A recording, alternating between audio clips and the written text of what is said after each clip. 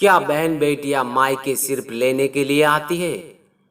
खिड़की के पास खड़ी सिमरन सोचती है, राखी आने वाली है, पर इस बार न तो माँ ने फोन करके भैया के आने की बात कही है और ना ही मुझे आने के लिए बोला है। ऐसा कैसे हो सकता है? हे भगवान, बस सब ठीक ठाक हो सब कुछ। अपनी सास से बोली, माँ जी, मुझे बहुत डर लग रहा है। पता नहीं क्या हो गया, मुझे कैसे भूल गए इस बार मेरे घर वाले। आगे से सांस बोली, कोई बात नहीं बेटा, तुम एक बार खुद जाकर देख कर आओ। सास की आज्ञा मिलने की देर थी। सिमरन अपने पति के साथ मायके आती है, परंतु इस बार घर के अंदर कदम रखते ही उसे सब कुछ बदला सा महसूस होता है। पहले जहां उसे देखते ही पिताजी माँ के चेहरे खुशी से खिल उठते थे, इस बार उन पर परेशानी की झलक साफ साफ दिखाई दे रही थी। आगे भाभी उसे देखते ही दौड़ी चली आती और प्यार से गले लगा लेती थी, पर इस बार दूर से ही एक हल्की सी मुस्कान दे डाली। भैया भी ज़्यादा खुश नहीं थे।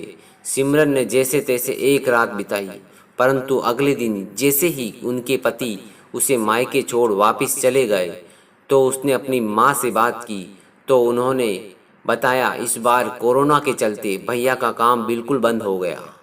ऊपर से बहुत कुछ हो गया। बस इसी वजह से तेरे भैया को तेरे घर में नहीं सिमरन बोली, कोई बात नहीं माँ, ये मुश्किल दिन भी जल्दी ही निकल जाएंगे, आप चिंता मत करो। शाम को भैया भाभी आपस में बात कर रहे थे, जो सिमरन ने सुन ली। भैया बोले, पहले ही घर चलाना इतना मुश्किल हो रहा है, ऊपर से बेटे की कॉलेज की फीस भरनी है, परसों राखी है, सिमरन को भी कुछ देना पड़ेगा। आगे से भाभी बोली, कोई बात नहीं, आप चिंता ना करें। ये मेरी चूड़ियाँ बहुत पुरानी हो गई है, इन्हें बेचकर जो पैसे आएंगे उससे सिमरन दीदी का त्योहार का दे देंगे और कॉलेज की फीस भी इन्हीं पैसों से भर देंगे। सिमरन को यह सब सुनकर बहुत बुरा लगा। वह बोली, भैया भाभी, आप दोनों क्या कह रहे हो? क्या मैं यहाँ आपको तंग करने के लिए या कुछ लेने के लिए ही आती हूँ? वह अपने कमरे में फिर आ जाती है। तभी उसे याद आता है कि अपनी शादी से पहले वह नौकरी करती थी, तो बड़े शौक से अपनी पहली तनख्वाह लाकर पापा को दी, तो पापा ने कहा, अपने पास ही रख ले बेटा, मुश्किल वक्त में ये पैसे बहुत काम आएंगे। इसके बाद वह हर महीने अपनी सारी तनख्वाह बैंक में जमा करवा देती थी। शादी के बाद जब भी मायके आती तो माँ उसे पैसे निकलवाने को कहती, पर सिमरन हर बार कहती, अभी मुझे ज़रूरत नहीं है।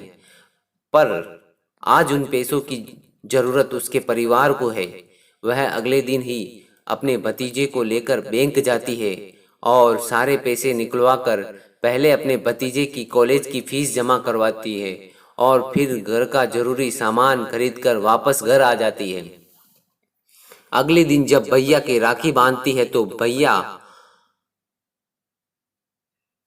आंसू भरी आंखों से हाथ में 100 का नोट रखते हैं सिमरन के।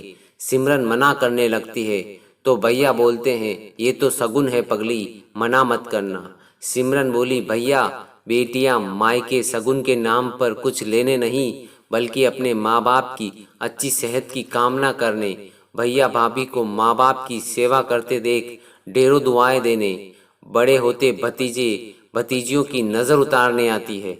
जितनी बार मायके की दहलीज पार करती है, ईश्वर से उस दहलीज की सलामती की दुआएं मांगती है। जब मुझे देख माँ पापा के चेहरे पर रौनक आ जाती है, भाभी दौड़कर गले लगाती है, आप लाड लड़ाते हो, तो मुझे मेरा शगुन मिल जाता है। अगले दिन सिमरन मायके से विदा लेकर ससुराल जाने के लिए जैसे ही दहलीज पार करती है, तो भैया के फोन पर रिंग बजती है।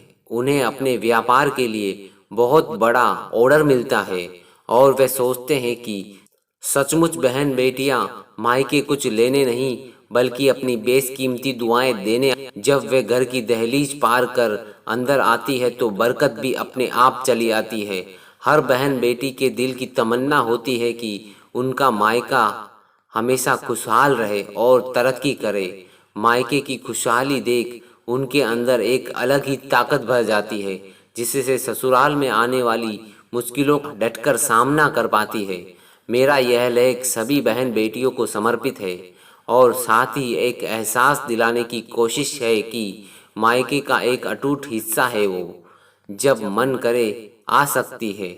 उनके लिए घर और दिल के दरवाजे हमेशा खुले रहेंगे। आपको यह कहानी कैसी लगी दोस्तों, कमेंट में ज़रूर बताएं। धन्यवाद।